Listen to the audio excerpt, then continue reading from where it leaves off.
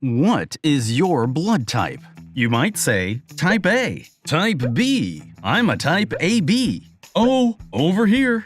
All standard blood types. But as you may know, blood types aren't limited to the ABO variety. So if you keep asking around, some people might start adding Rh positive, and very rarely Rh negative. But even the rare Rh negative rhesus factor is not that rare because globally it makes up around 15%. In fact, the rarest rhesus factor in the world is called Rh null.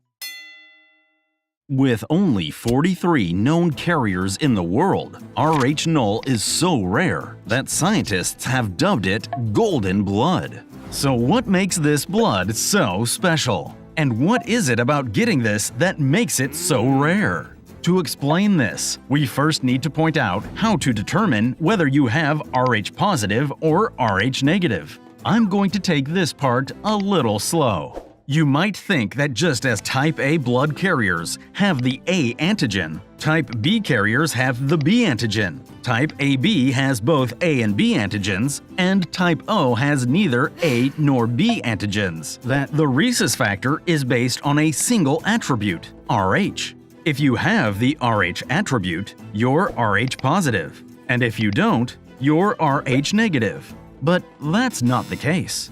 There are a whopping 50 antigens that determine your Rh factor.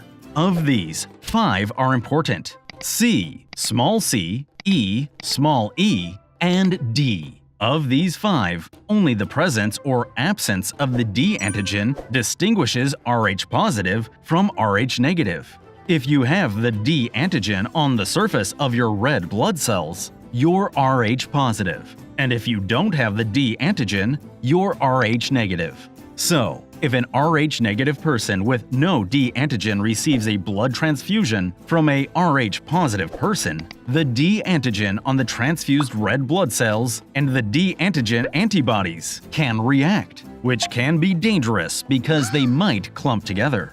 Interestingly, Rh negative people may not have the D antigen, but they always have at least one of the other 4 antigens. This means that 99.9999994% of people in the world, whether Rh positive or Rh negative, have some of the Rh antigens. However, there are 43 people on the planet. They don't have any of the 5 Rh antigens listed above, or any of the 50+ antigens associated with the Rh factor. That's why they're called Rh nulls, the word null meaning nothing. They can't even receive a transfusion from Rh negative blood. As mentioned earlier, Rh negative red blood cells can have other antigens, except for the D antigen, so they will have an agglutination reaction with Rh null blood. This is the same principle as when a type A person receives a transfusion of type B blood. The beta antibodies in the type A blood and the B antigens in the type B red blood cells cause an agglutination reaction. So, why are there no antigens in the Rh null type blood cells? The answer surprisingly lies in a small variation in the nucleic sequence of their DNA. Researchers at the New York Blood Center have found that a point mutation in the sequence of the gene that determines an Rh antigen, in which the G in GTT is replaced by an adenine, or the G in GGA is replaced by an A, produces completely different amino acids. And as a result, no antigenic proteins associated with Rh are made at all. Isn't it amazing how such a small change in DNA can create one of the rarest blood types in the world? In fact, until the mid-20th century, when Rh blood types were first studied, many doctors thought it was unlikely that anyone could have this unusual blood type because the lack of all Rh antigens makes it difficult for germ cells to grow normally.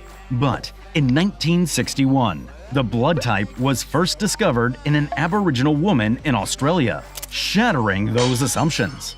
And now, 60 years later, 43 people have been identified to have the Rh null rhesus factor. with carriers from Switzerland, Japan, the United States, and some countries in Europe. But how did these people learn that they were Rh null? Most of them found out after they began experiencing anemia symptoms and received a blood test.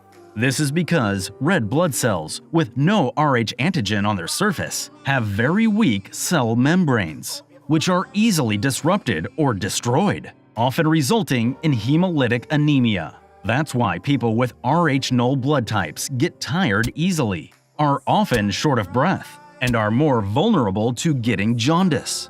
Of course, if they have an accident or a big fall and lose a lot of blood, their life is at risk because there's almost nowhere for them to get a blood transfusion. In fact, one Swiss man with Rh null blood said he was never allowed to go to summer camp or play sports outdoors as a child because of his parents' disapproval, and he even found it difficult to travel as an adult. For this reason, some people with Rh null blood types draw their own blood in case of emergencies, twice a year on average. What would it be like to live with this blood type? Science is a window to the world, and this has been Science Dream. Thank you for watching.